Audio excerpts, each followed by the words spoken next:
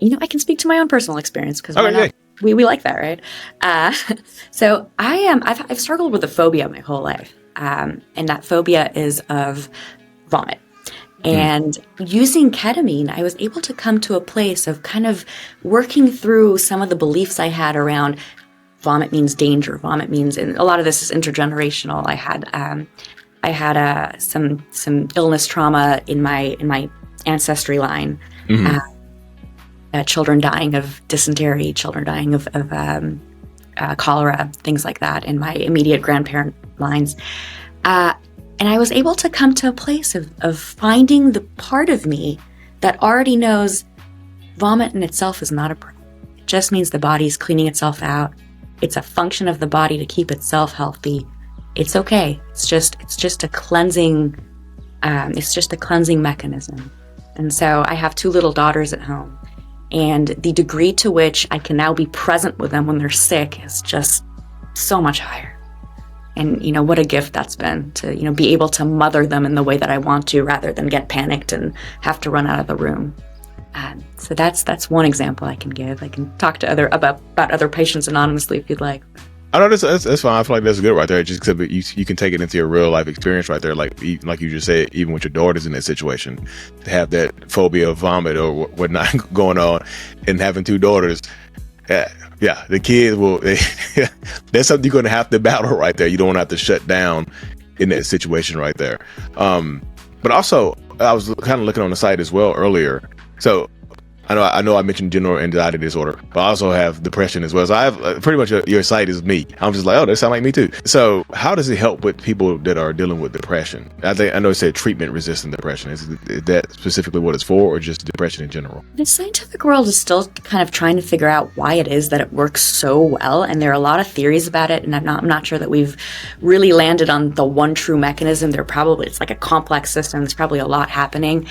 One is it does seem to just soothe the nervous system in a way. I mean, we forget how somatic depression is. Depression just feels like your body's like, something is wrong. I need to lie down in bed. I'm heavy. I'm aching. So to some extent, it is just a somatic feeling of, I feel relieved. Higher dose ketamine has been studied very extensively for suicidality, and people who are extremely suicidal and nothing else works, one infusion of ketamine will keep them away from any suicidal thoughts for upwards to 2 weeks. And this is like in cases where nothing else works. There's something about ketamine being a neuroplastic agent. It does grow all sorts of new dendrites and connections in neural pathways as well.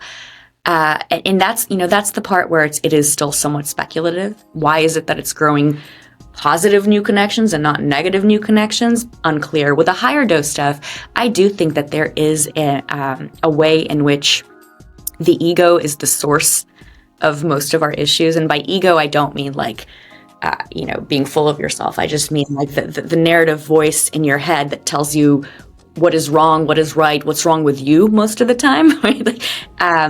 So when we have a loosening of the ego, with higher doses ketamine, you could have an ego death, an obliteration of the ego. And that tends to be like very therapeutic for people. Just the experience of, oh yeah, that construct can be deconstructed. That is not like the end all be all, but that's the high dose stuff. So that's not necessarily what Joyous is offering. With Joyous, we're offering a loosening of the ego, the ability to kind of see through all of these negative beliefs that color everything in life when you are feeling depressed. And when you have a little bit of, you're taking the glasses off, they're still there. You're in the big room. You can kind of like see the glasses, and you can see that through those glasses, like there is that world that tends to get you down so much, but there's an alternative around it. And you can start to build connections between your sense of identity, your sense of self, and this other possibility, which is a truer possibility, right? Like our true nature is kind of like self from IFS, internal family systems. It is compassionate. It is calm. It is curious. It is at ease. It is wise. And ketamine can really help you connect to that state and make it a lived reality that you then learn how to return to even without permission.